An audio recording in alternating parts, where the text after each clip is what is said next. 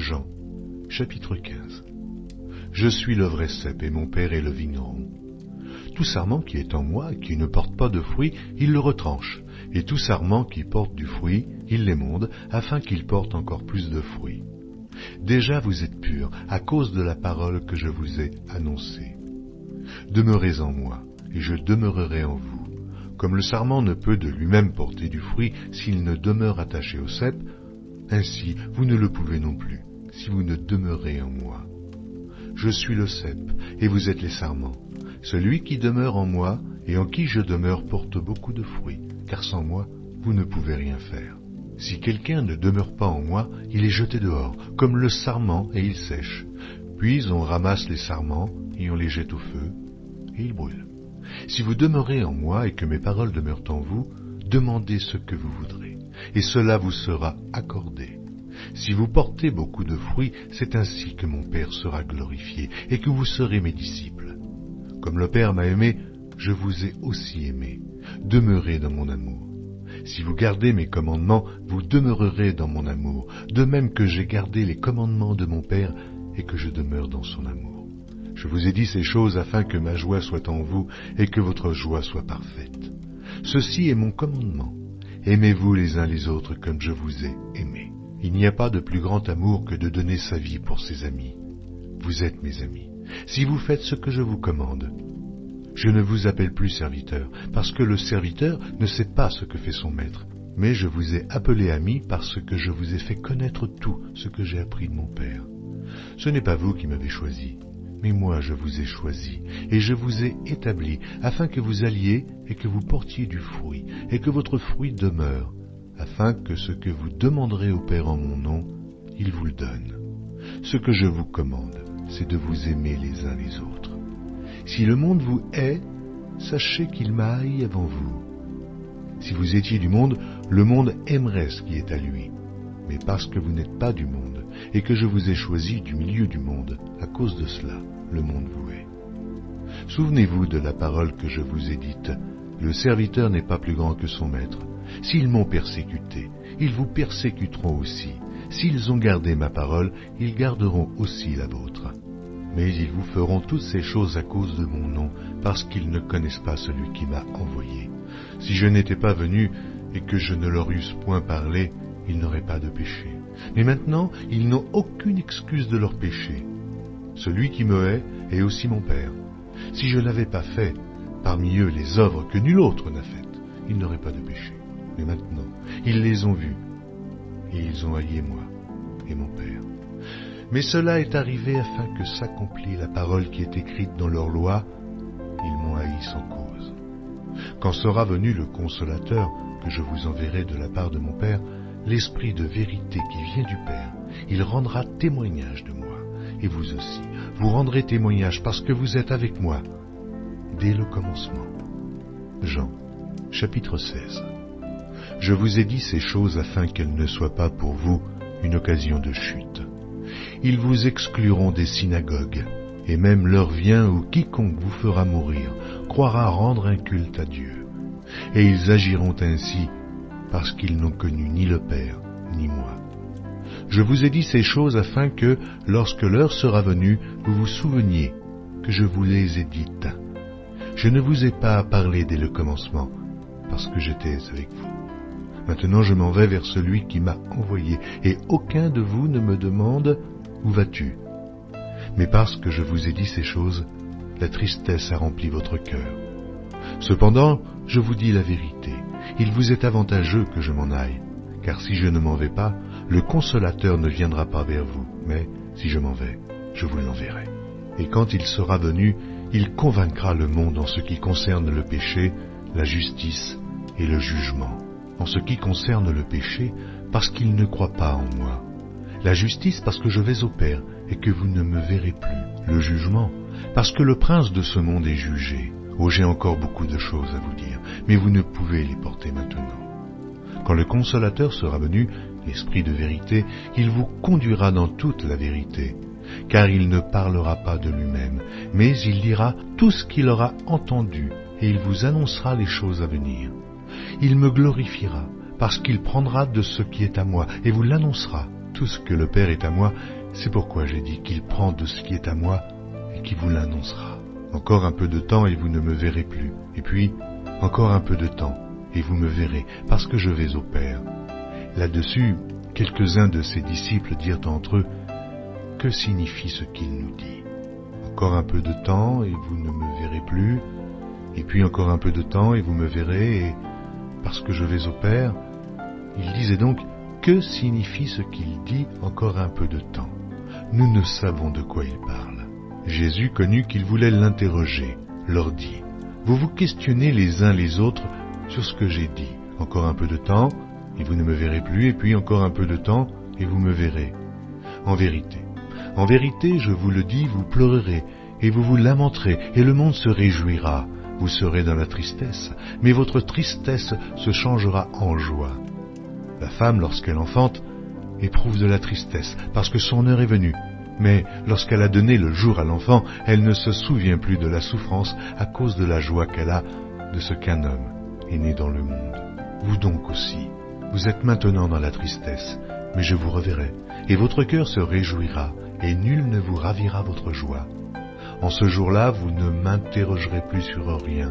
En vérité, je vous le dis, ce que vous demanderez au Père, il vous le donnera en mon nom. Jusqu'à présent, vous n'avez rien demandé en mon nom. Demandez, et vous recevrez afin que votre joie soit parfaite. Je vous ai dit ces choses en parabole.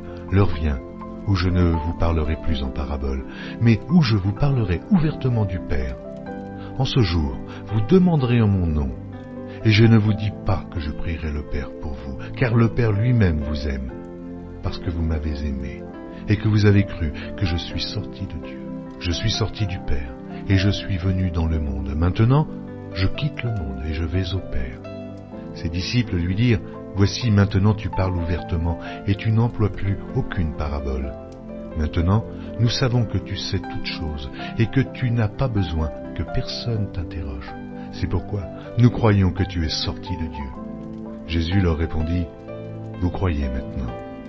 Voici l'heure vient, et elle est déjà venue, où vous serez dispersés chacun de son côté, et où vous me laisserez seul. Mais je ne suis pas seul, car le Père est avec moi. Je vous ai dit ces choses afin que vous ayez la paix en moi.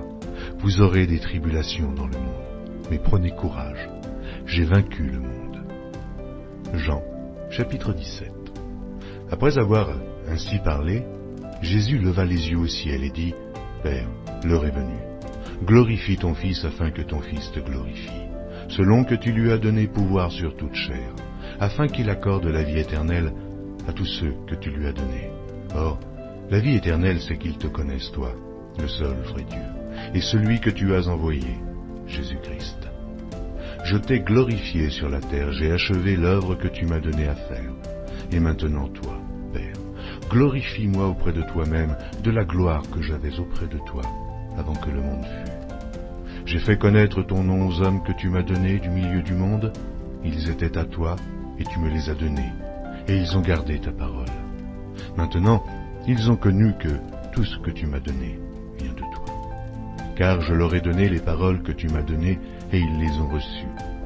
Et ils ont vraiment connu que je suis sorti de toi, et ils ont cru que tu m'as envoyé. C'est pour eux que je te prie. Je ne prie pas pour le monde, mais pour ceux que tu m'as donnés, parce qu'ils sont à toi. Et tout ce qui est à toi est à moi, et tout ce qui est à moi est à toi. Et je suis glorifié en eux. Je ne suis plus dans le monde, et ils sont dans le monde. Et je vais à toi, Père Saint, garde en ton nom ceux que tu m'as donnés, afin qu'ils soient un, comme nous.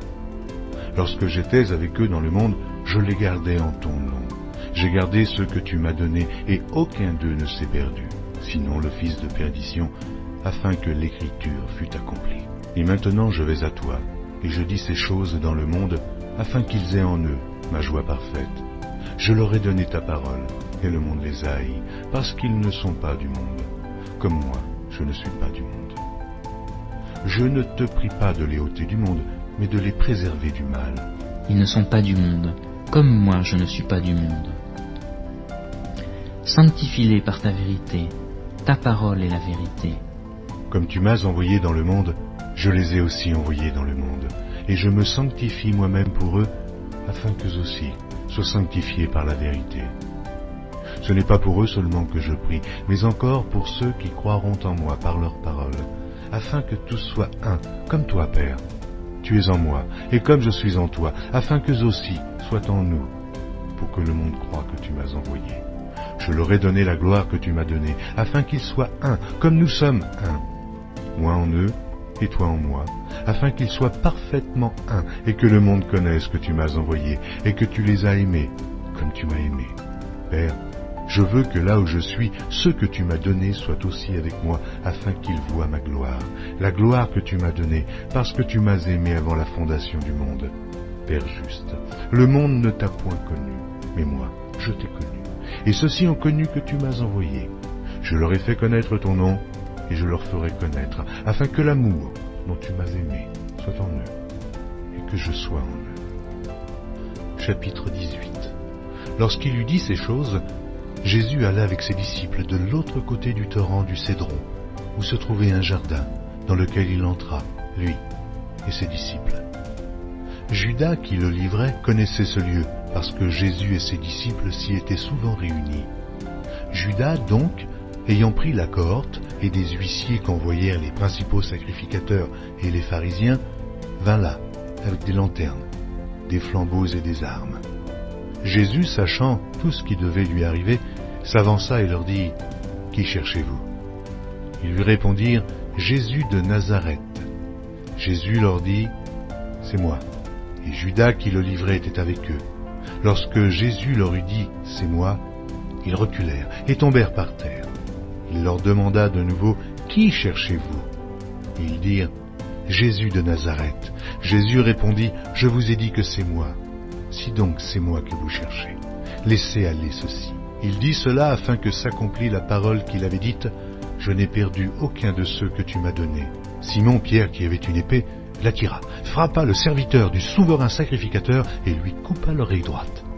Ce serviteur s'appelait Malchus. Jésus dit à Pierre, « Remets ton épée dans le fourreau. Ne boirai-je pas la coupe que le Père m'a donnée à boire ?» La cohorte, le tribun et les huissiers des Juifs se saisirent alors de Jésus et le lièrent. Ils l'emmenèrent d'abord chez Anne, car il était le beau-père de Caïphe, qui était souverain sacrificateur cette année-là. Et Caïphe était celui qui avait donné ce conseil aux Juifs, « Il est avantageux qu'un seul homme meure pour le peuple. » Simon Pierre, avec un autre disciple, suivait Jésus. Ce disciple était connu du souverain sacrificateur, et il entra avec Jésus dans la cour du souverain sacrificateur. Mais Pierre resta dehors, près de la porte. L'autre disciple, qui était connu du souverain sacrificateur, sortit, parla à la portière et fit entrer Pierre. Alors la servante, la portière, dit à Pierre, « Toi aussi, n'es-tu pas des disciples de cet homme ?» Il dit, « Je n'en suis point. » Les serviteurs et les huissiers qui étaient là avaient allumé un brasier, car il faisait froid, et ils se chauffaient. Pierre se tenait avec eux et se chauffait. Le souverain sacrificateur interrogea Jésus sur ses disciples et sur sa doctrine. Jésus lui répondit, « J'ai parlé ouvertement au monde, j'ai toujours enseigné dans la synagogue et dans le temple, où tous les Juifs s'assemblent, et je n'ai rien dit en secret. Pourquoi m'interroges-tu ? Interroge ceux qui m'ont entendu. Voici, ceux-là savent ce que je dis. » À ces mots, un des huissiers qui se trouvait là donna un soufflet à Jésus en disant, « Est-ce ainsi que tu réponds au souverain sacrificateur ?» Jésus lui dit, « Si j'ai mal parlé, fais voir ce que j'ai dit de mal. Et si j'ai bien parlé, pourquoi me frappes-tu » Anne l'envoya lié à Caïphe, le souverain sacrificateur. Simon-Pierre était là et se chauffait. On lui dit, « Toi aussi, n'es-tu pas de ses disciples ?» Il le nia et dit, « Je n'en suis point. » Un des serviteurs du souverain sacrificateur, parent de celui à qui Pierre avait coupé l'oreille, dit, « Ne t'ai-je pas vu avec lui dans le jardin ?» Pierre le nia de nouveau, et aussitôt le coq chanta. Ils conduisirent Jésus de chez Caïphe au prétoire, c'était le matin. Ils n'entrèrent point eux-mêmes dans le prétoire, afin de ne pas se souiller et de pouvoir manger la Pâque. Pilate sortit donc pour aller à eux, et il dit, « Quelle accusation portez-vous contre cet homme ?» Ils lui répondirent, si ce n'était pas un malfaiteur, nous ne te l'aurions pas livré. » Sur quoi Pilate leur dit, « Prenez-le vous-même et jugez-le selon votre loi. » Les Juifs lui dirent, « Il ne nous est pas permis de mettre personne à mort. » C'était afin que s'accomplît la parole que Jésus avait dite lorsqu'il indiqua de quelle mort il devait mourir. Pilate entra dans le prétoire, appela Jésus et lui dit, « Es-tu le roi des Juifs ?» Jésus répondit, « Est-ce de toi-même que tu dis cela, ou d'autres te l'ont-ils dit de moi ?» Pilate répondit, « Moi, suis-je juif ?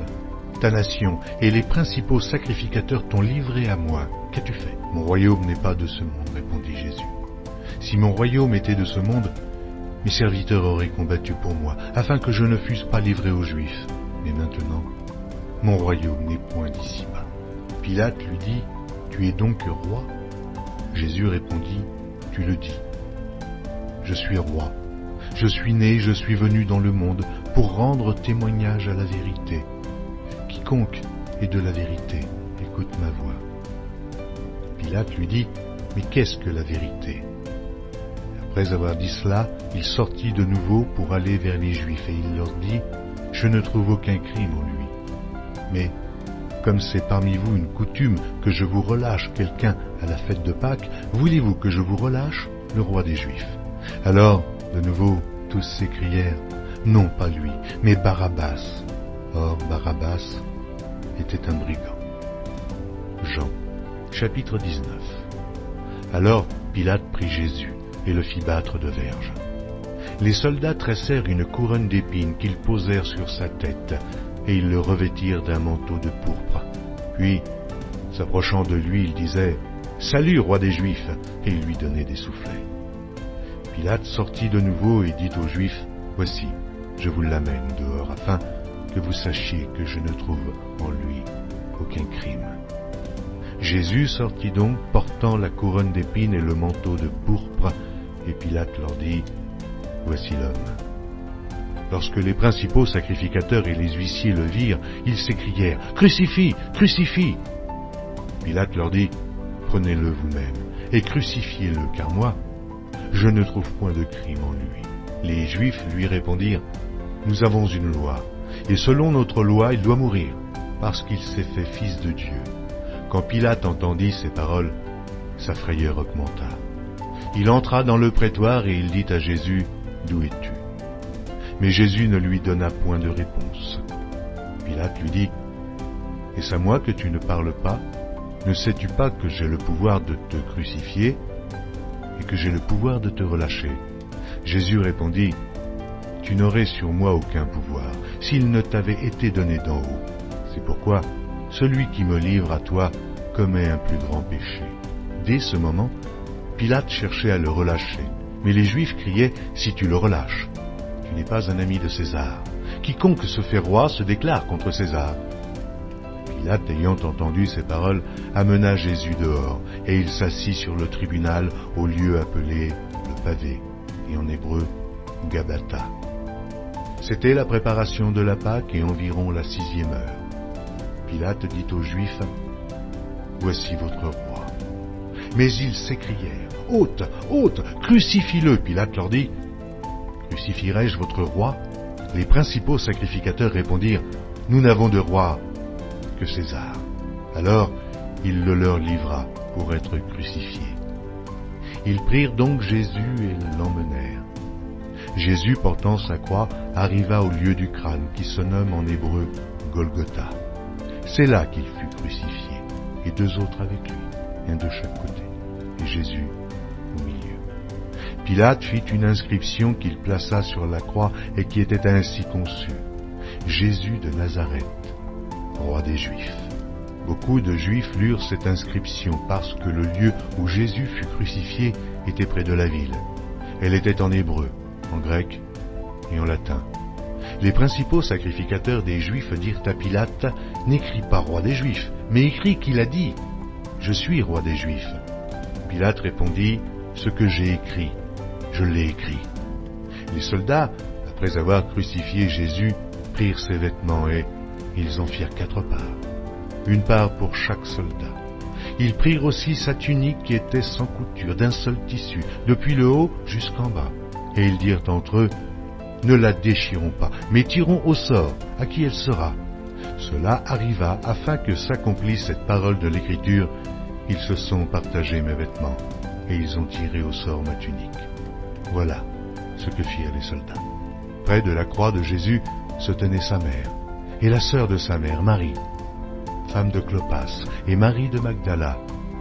Jésus, voyant sa mère et auprès d'elle le disciple qu'il aimait, dit à sa mère, « Femme, voilà ton fils. » Puis il dit au disciple, « Voilà ta mère. » Et dès ce moment, le disciple l'a pris chez lui. Après cela, Jésus, qui savait que tout était déjà consommé, dit, afin que l'écriture fût accomplie, « J'ai soif. » Il y avait là un vase plein de vinaigre. Les soldats en remplirent une éponge et, l'ayant fixée à une branche d'hysope, ils l'approchèrent de sa bouche. Quand Jésus eut pris le vinaigre, il dit, « Tout est accompli. » Et baissant la tête, il rendit l'esprit.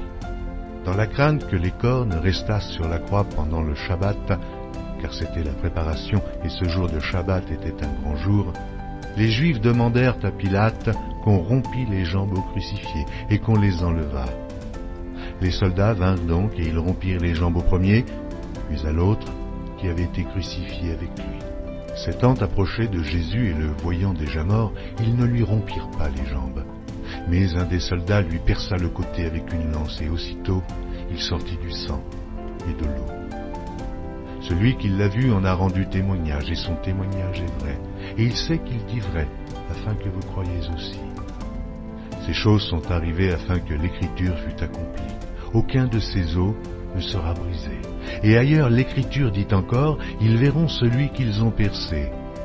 Après cela, Joseph d'Arimathée, qui était disciple de Jésus, mais en secret, par crainte des Juifs, demanda à Pilate la permission de prendre le corps de Jésus, et Pilate le permit. Il vint donc et prit le corps de Jésus. Nicodème, qui auparavant était allé de nuit vers Jésus, vint aussi, apportant un mélange d'environ 100 livres de myrrhe et d'aloès. Il prit donc le corps de Jésus, elles l'enveloppèrent de bandes avec les aromates, comme c'est la coutume d'ensevelir chez les Juifs. Or, il y avait un jardin dans le lieu où Jésus avait été crucifié, et dans le jardin, un sépulcre neuf, où personne encore n'avait été mis. Ce fut là qu'ils déposèrent Jésus à cause de la préparation des Juifs, parce que le sépulcre était proche. Jean, chapitre 20. Le premier jour de la semaine, Marie de Magdala se rendit au sépulcre dès le matin, comme il faisait encore obscur, et elle vit que la pierre était ôtée du sépulcre. Elle courut vers Simon-Pierre et vers l'autre disciple que Jésus aimait et leur dit, « Ils ont enlevé du sépulcre le Seigneur et nous ne savons où ils l'ont mis. » Pierre et l'autre disciple sortirent et allèrent au sépulcre. Ils couraient tous deux ensemble, mais l'autre disciple courut plus vite que Pierre et arriva le premier au sépulcre. S'étant baissé, il vit les bandes qui étaient à terre. Cependant, il n'entra pas. Simon, Pierre, qui le suivait, arriva et entra dans le sépulcre. Il vit les bandes qui étaient à terre, et le linge qu'on avait mis sur la tête de Jésus, non pas avec les bandes, mais plié dans un lieu à part. Alors l'autre disciple, qui était arrivé le premier au sépulcre, entra aussi, et il vit, et il crut, car il ne comprenait pas encore que, selon l'Écriture, Jésus devait ressusciter des morts, et les disciples s'en retournèrent chez eux. Cependant, Marie se tenait dehors près du sépulcre et pleurait. Comme elle pleurait, elle se baissa pour regarder dans le sépulcre, et elle vit deux anges vêtus de blanc, assis à la place où avait été couché le corps de Jésus, l'un à la tête, l'autre aux pieds. Ils lui dirent, « Femme, pourquoi pleures-tu » Elle leur répondit, « Parce qu'ils ont enlevé mon Seigneur, et je ne sais où ils l'ont mis. » En disant cela, elle se retourna, et elle vit Jésus debout. Mais elle ne savait pas que c'était Jésus. Jésus lui dit, « Femme, pourquoi pleures-tu ? Qui cherches-tu » Elle, pensant que c'était le jardinier, lui dit, « Seigneur, si c'est toi qui l'as emporté, dis-moi où tu l'as mis, et je le prendrai. » Jésus lui dit, « Marie. » Elle se retourna et lui dit en hébreu, « Rabouni », c'est-à-dire « Maître ». Jésus lui dit, « Ne me touche pas, car je ne suis pas encore monté vers mon Père. Mais va trouver mes frères, et dis-leur que je monte vers mon Père et votre Père, vers mon Dieu et votre Dieu. » Marie de Magdala alla annoncer aux disciples qu'elle avait vu le Seigneur et qu'il lui avait dit ces choses. Le soir de ce jour, qui était le premier de la semaine, les portes du lieu où se trouvaient les disciples étant fermées à cause de la crainte qu'ils avaient des Juifs, Jésus vint, se présenta au milieu d'eux et leur dit, « La paix soit avec vous. » Quand il eut dit cela, il leur montra ses mains et son côté.